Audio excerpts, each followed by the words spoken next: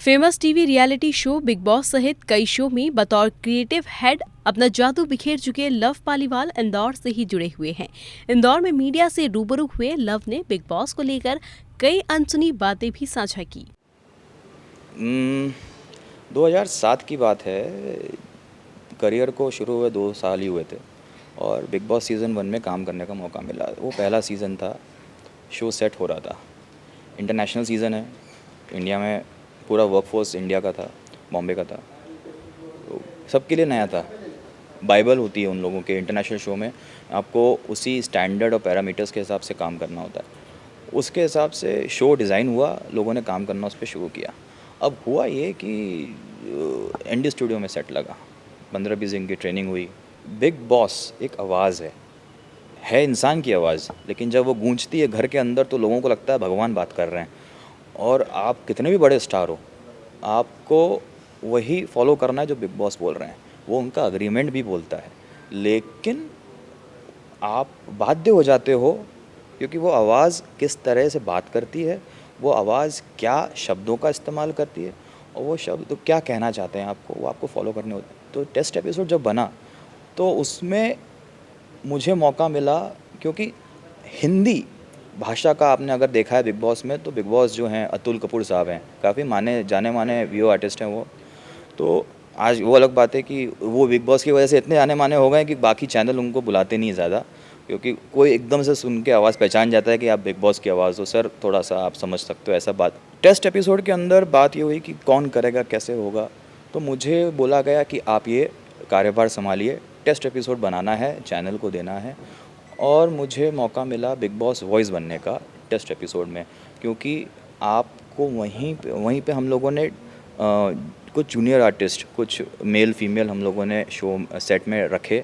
15 दिन के ऊपर रिसर्च हुई कि वो किस तरह की व्यवस्था में किस तरह का उनका व्यवहार रहता है, और मुझे मेरी स्क्रिप्ट क्या रहेगी, बिग बॉस कैसे बात करेंगे, बिग बॉस कितना कठोर होकर बात करेंगे, कितना नरम होकर बात करेंगे। उनकी आवाज़ में बात कम्युनिकेट होनी चाहिए कि ये गलत है, बिग बॉस चाहते हैं। वो वहाँ से शुरू हुआ कि जो आज तक वो कैरी फॉरवर्ड होते आ रहा है सीज़न में, बिग बॉस चाहते हैं, एक ऐसा वजनदार लाइन बन गया कि भगवान चाहते हैं, वो ऐसे पड़ती है जब आवाज़ अंदर जाती है। तो वहाँ से फिर I use to communicate with them and it was a beautiful episode.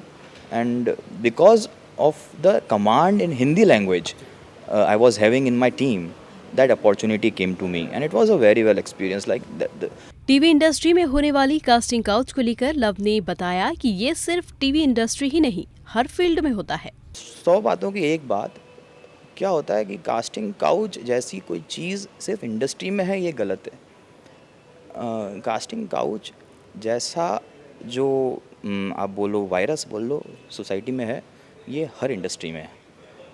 अब प्रॉब्लम ये होता है कि जब वो मीडिया इंडस्ट्री में ऐसा कुछ घटता है तो उसको बड़े लेवल पे मीडिया वाले ही उछालते हैं और बात बनाते हैं और चर्चा का विषय वो बन जाता है। छोटे पर्दे पर आने का सपना देखने वाले नए कलाकारों को मैसेज देते हुए लव पालीवाल ने कहा कि सफलता का कोई शॉर्टकट नहीं होता, कड़ी मेहनत से ही इंडस्ट्री में पहचान बनाई जा सकती है। इंदौर हो या बॉम्बे हो या कोई दिल्ली हो, स्ट्रगल सब जगह है, मेहनत सब जगह करनी है, कला आर्ट सबके पास होना चाहिए। अब बात जब मुझे इस तरह की इंक्वायरीज़ आती हैं और लोग मुझसे मिलने आते हैं 20, 21, 22 साल के बच्चे, तो मैंने उनको सिर्फ एक सवाल पूछता हूँ, कम बातों में उनको लगता होगा बहुत चुभने वाले सवाल हैं, बट मैं सिर्फ ये पूछता हूँ कि आप बॉम्बे आना चाहते हो, तो आपका पिताजी क्या रिटायर्ड हैं? वो बोलते हैं या तो हैं या नहीं हैं। तो आपके क्या घर वाले आपको 2-3 साल के लिए आपका करियर का बनाने का सपना बॉम्बे में फाइनेंस कर सकते हैं? तो वो बोलते हैं या तो हाँ कर सकते हैं या तो नहीं कर सकते हैं। वो बोलते हैं नहीं कर सकते हैं, तो मैं बोलता हूँ फिर आप तैयार हो जाओ कि आप कैसे चलाओगे अपनी गाड़ी यहाँ पे, और अगर कर सकते हैं तो आप एक टाइम दे दो। आप बोलो कि 2 साल 3 साल मैं अपने घर वालों से पैसा लूँगा, नहीं कर पाऊँगा तो वो बोलेंगे जो वैसा करूँगा, बट एक टाइम दे दो। आप आर्टिस्ट बनने आए हो या आप राइटर बनने आए हो, आप सिंगर बनने आए हो, आप कुछ भी बनने आए हो, ये इंडस्ट्री ऐसी नहीं है जिसमें आपने एमबीए कर लिया किसी कॉलेज से मार्केटिंग में एक्सपीरियंस लेके, स्पेशलाइजेशन लेके, and then you have joined any industry. This is not a industry where you can go by chance. The bottom line is, this is the industry where you, if you have come, it should be with choice, not by chance.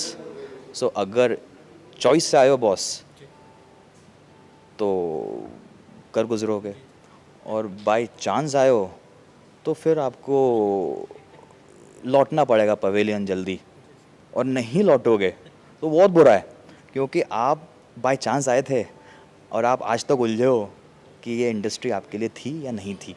इसके साथ ही love ने अपने अब तक के career के अनुभवों के बारे में भी चर्चा की. Bureau report, city news, Indore.